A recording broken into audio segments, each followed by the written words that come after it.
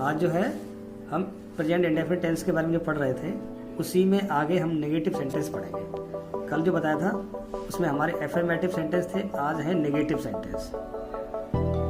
Negative sentence, negative sentences.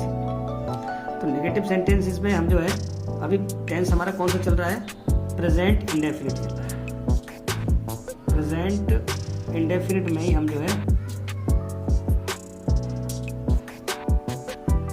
Present indefinite tense में हम जो है पढ़ रहे हैं नेगेटिव सेंटेंस। तो इसमें नेगेटिव सेंटेंस के लिए पहचान कैसे जानेंगे, क्या पहचान है इसकी।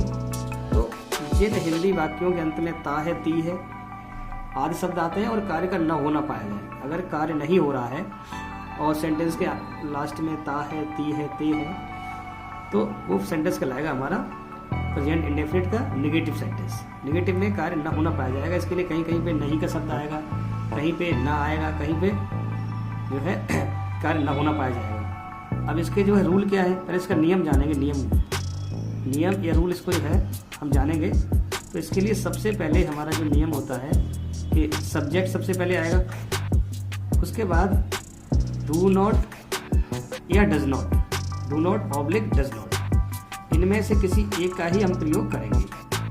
अब इसमें समझना यह है कि कहाँ पे डू नॉट आएगा, कहाँ पे। तो इसके लिए सिंपल तरीका यह है कि अगर हमारा सब्जेक्ट सिंगुलर है, मैं यहाँ पे लिख भी दे रहा हूँ, अगर हमारा सब्जेक्ट क्या है, सिंगुलर, सिंगुलर का मतलब होता है एक वचन, ठीक है। तो वहाँ पे हम यूज करेंगे डज नॉट। अगर हमारा सब्जेक्ट क्या है, सिंगुलर, तो हम वहाँ डज नॉट यूज करेंगे।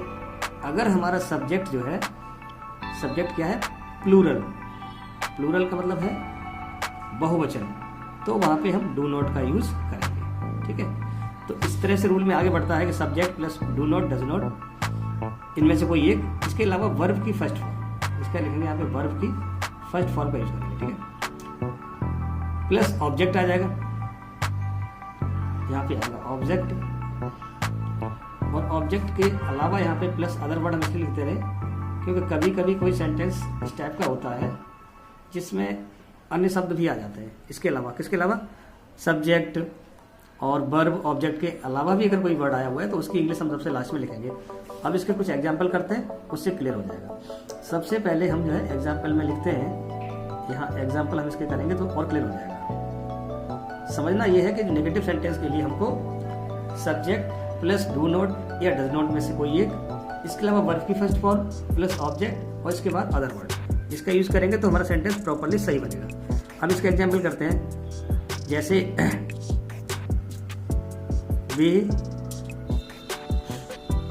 गाना नहीं गाते हैं, वे गाना नहीं गाते हैं। अब इस सेंटेंस में देखिए लास्ट में क्या है हमारा, ता है, ती है, ते में से आया हुआ है, ते है आ रहा है, ठीक है। तो इसका क्लियर हो गया। यहाँ से हम ये जानेंगे कि सेंटेंस हमारा किस टाइप का, प्रेजेंट का है और प्रेजेंट इंडेफिनिट। कैसे, क्योंकि ते है आ गया, ता है, ती है, ते है, ये सब इसकी पहचान में आते हैं और इसमें कार्य नहीं हो रहा है क्योंकि यहाँ पे नहीं शब्द आया हुआ है, वे गाना नहीं गाते हैं, इसका मतलब कार्य नहीं हो रहा है। तो ये हमारा प्रेजेंट इंडेफिनिट सेंटेंस का नेगेटिव सेंटेंस है। टेंस हमारा कौन सा है, प्रेजेंट इंडेफिनिट, उसका सेंटेंस कौन सा है, नेगेटिव। तो रूल हमारे सामने ही है जो अभी लिखा कि subject plus do not, does not में से कोई एक, वर्ब की first form plus object plus other word. तो अब इसके इंग्लिश बनाते हैं। तो यहाँ पे सब्जेक्ट है वे, तो वे को इंग्लिश में बोलते हैं दे।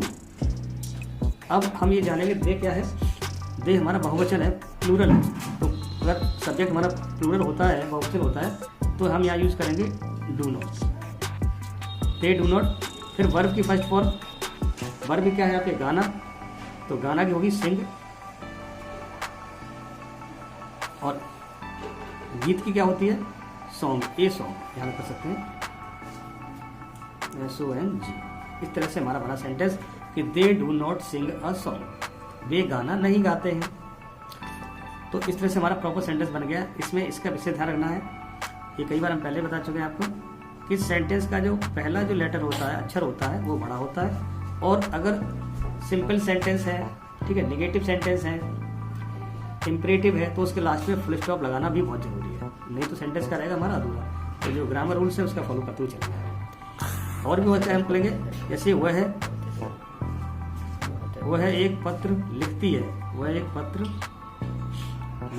पत्र नहीं लिखती है, क्योंकि हमें नेगेटिव बनाना है तो नहीं रूल लगाना, ठीक है। वह एक पत्र नहीं लिखती है। अब देखिए, तो इसमें लिखती है, वह एक पत्र नहीं लिखती है, ये हमारा सेंटेंस है, ठीक है। तो अब इसमें पहचान कैसे कर ली हमने, लास्ट में ती है आ गया, ठीक है। इसके अलावा यहाँ भी कार्य नहीं हो रहा है, वह एक पत्र नहीं लिखती है, इसका मतलब कार्य नहीं हो रहा है, तो सेंटेंस हमारा कौन सा है, नेगेटिव।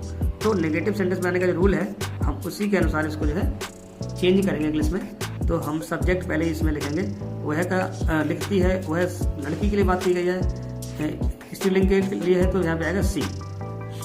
अब वह एक वचन है, एक वचन हमारा सब्जेक्ट है, इसलिए यहाँ पे हम डू नॉट डज नॉट में से क्या यूज करेंगे, does not, C does not. इसके बाद वर्ब की फर्स्ट फॉर्म, तो वर्ब हमारी क्या है, लिखना। लिखना की इंग्लिश क्या होती है, राइट, WRITE। इसका ध्यान रखना है कि हम do not does not use कर रहे हैं, तो वर्ब की फर्स्ट फॉर्म लगाएंगे। क्या नहीं लिखती है, सी डज नॉट राइट एक पत्र, एक पत्र का इंग्लिश क्या होगा, ए लेटर, ठीक है। इसके बाद लगाएंगे फर्स्ट या एस बड़ी हमने बना दिया। अब ये क्लियर सही हो गया कि she does not write a letter, वह एक पत्र नहीं लिखती है। अगर इसमें ये सिंपल सेंटेंस होता तो डज नॉट नहीं आता, वहाँ पे होता सी राइट्स अ लेटर, वह एक पत्र लिखती है। तो इसमें हमने क्या किया, नेगेटिव बनाया, इसलिए हमने डज नॉट का यूज़ किया है। अगर हम डज नॉट या डू नॉट यूज़ करते हैं तो हम हमेशा वर्ब की फर्स्ट फॉर्म यूज़ करेंगे। इसका विशेष ध्यान रखिए। इतना ही आज के लिए।